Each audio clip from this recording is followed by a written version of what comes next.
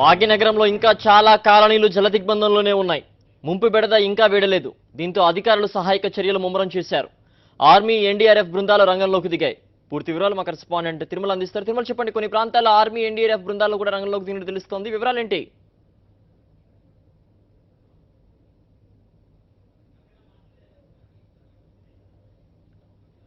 చెప్పండి తిరుమల్.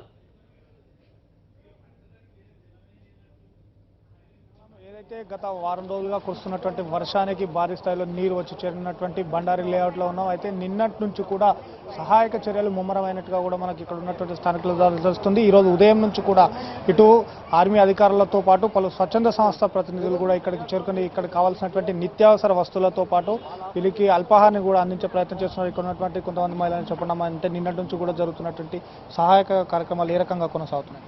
స్వచ్ఛందంగా చేసేవాళ్ళు చాలా వరకు చేస్తున్నారండి. గ్రామ పంచాయతీ సిబ్బంది కూడా వస్తున్నారు, చూస్తున్నారు, వెళ్తున్నారు.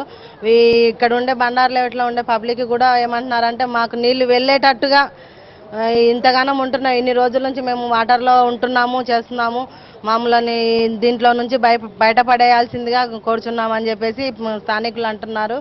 మేము ఉండేది పక్క కాలనీలో, కానీ మేము కూడా స్వచ్ఛందంగా మనం ఇక్కడ ఉన్నటువంటి ఒకటే చెప్తున్నారు. ఇక్కడ ఉన్నటువంటి కాలనీలో ఉన్నటువంటి నీటిని పారదోలేందుకు అధికారులు చర్యలు తీసుకోవాలంటున్నారు. ఇక్కడ కొంతమంది కాలనీ వాసులు కూడా సార్ చెప్పండి, అంటే నిన్నటి నుంచి కూడా ఈ గత కొన్ని రోజులుగా ఇక్కడ వాటర్ స్టోర్ ఉన్నాయి కదా, వీటిని పంపించేందుకు అధికారులు కానీ గ్రామ పంచాయతీ సిబ్బంది కానీ ఏమైనా ప్రయత్నాలు కొనసాగిస్తున్నారు? అసలు ఎటువంటి ప్రయత్నాలు కొనసాగించట్లేదు.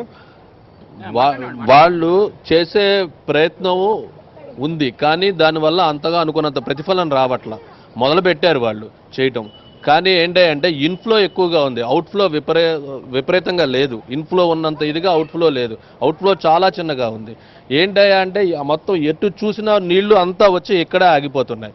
మిగతా వాలంటరీ సొసైటీ వాళ్ళు, పంచాయతీ వాళ్ళు చేయగలిగినంత చేస్తున్నారు, కానీ యాక్చువల్గా సమస్య వాటర్ ఎంత బయటికి వెళ్ళగలిగితే అంత త్వరగా ఇక్కడ ఇదవుతుంది, పరిస్థితి రికవరీ అవుతుంది. దాని గురించి ఎవరో సరిగ్గా చేయలేకపోతున్నారు. అది తీసుకునేది ఎక్కడ పడితే అక్కడ, ఇక్కడ గోడ కొడితే మీ పక్క వాళ్ళకి ఇబ్బంది అండి అంటారు, కానీ ఎక్కడో గోడ కొడితే మరి మాకు వచ్చింది. మేము మొదల దాకా మునిగిపోయినా పర్వాలేదు, పక్కవాడి పాదాలు తడుస్తాయని చెప్పి కొట్టమంటే ఎట్లాగా? అది కూడా చెయ్యాలి కదా ప్రయత్నము. మీరు చెప్పండి, అంటే ఈ వాటర్ సమస్యకు సంబంధించి ఇక్కడికి వచ్చినటువంటి అధికారులను మీరు ప్రశ్నించడం జరిగిందా? వాళ్ళని ఈ వాటర్కి సొల్యూషన్ చూపించమని అడగండి. సొల్యూషన్ చూపించాలంటే ఫస్ట్ అవుట్ఫ్లోని కంట్రోల్ చేయాలి. ఇన్ఫ్లో వస్తుంది అక్కడి నుంచి, చెరువు దగ్గర నుంచి ఇన్ఫ్లో వస్తుంది. ఇన్ఫ్లో కంట్రోల్ చేయాలి. ఫస్ట్ ఇన్ఫ్లో కంట్రోల్ చేయట్లేదు, వచ్చిన వాటర్ ఇక్కడే ఉండిపోతుంది. మెయిన్గా ఈ 2 అపార్ట్మెంట్స్ బాగా బ్లాక్ అయిపోయినాయి. వచ్చి ఒక్కసారి చూడండి అపార్ట్మెంట్స్, అసలు రాత్రి 10:30 నుంచి ఈ రోజు దాకా ఇదే పరిస్థితి. ఇది పోవాలి అంటే మెయిన్గా అక్కడ చెరువు దగ్గర గండి కొట్టింది ఫిల్అప్ అని చేయాలి, లేదా వాటర్ని పక్కకని డైవర్ట్ చేయాలి. ఆ 2 చేయట్లేదు. చెయ్యింది ఇక్కడ వాటర్ ఇలాగ ఉంటుంది, మా పరిస్థితి ఇలాగే ఉంటుంది. ఇప్పుడు స్వచ్ఛంద సంస్థలు వచ్చేసి ఇస్తున్నాయి అంటే ఇస్తున్నారండి, వాళ్ళ పని వాళ్ళు చేస్తున్నారు. ఇక్కడ చేయాల్సిన గవర్నమెంట్ ఏం చేయాలి? ఫైర్ ఇంజిన్స్ని ఇప్పుడు ఓకే మా దగ్గర 7 ఫైర్ ఇంజిన్స్ వచ్చినాయి ఇక్కడికని చెప్పేసి అంటున్నారు. ఓకే, ఈ డిస్ట్రిక్ట్ సంబంధించినంత వరకు 7 ఇంజిన్స్ ఉన్నాయి అనుకుందాం. వచ్చినాయి ఇక్కడికి 7 ఇంజిన్స్.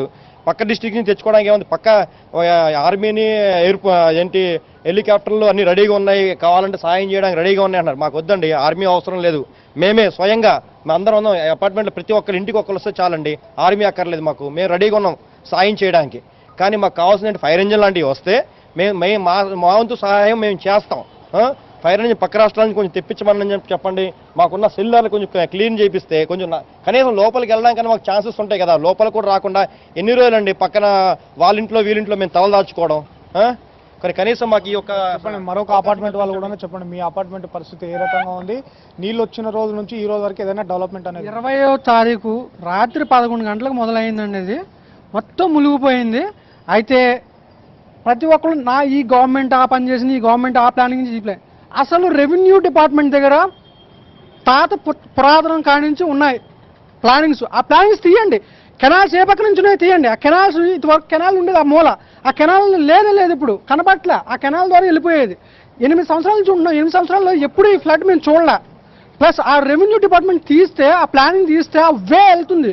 అప్పుడు తెలుస్తుంది ఎవరు ఎంత తిన్నారు అనేది. ఏ గవర్నమెంట్ అంత ఇక్కడ పక్కనే ఉన్నటువంటి చెరువుకు ఉన్నటువంటి దాని యొక్క ఇన్లెట్స్ ని రెవెన్యూ అధికారులు రికార్డులో నుంచి బయటికి తీసినట్టయితే ఈ నీటికి ఉన్నటువంటి సమస్య అంటే ఇక్కడ గతంలో ఉన్నటువంటి అవుట్లెట్ ని పూర్తి స్థాయిలో మూసివేయడం వల్లనే ఈ రోజు ఈ సమస్య ఉత్పన్నమవుతుందని చెప్తున్నారు. 23వ తారీఖు రోజు నుంచి నిరంతరాయంగా వస్తున్నటువంటి వర్షం నీటితో తమ సెల్లార్లు మునిగిపోయి తాము ఇళ్లలోకి వెళ్ళలేని పరిస్థితిలో ఉన్నామన్నట్టు కూడా ఈ స్థానికులు చెప్తున్నారు. సిద్ధు. ఓకే తిరుమల్.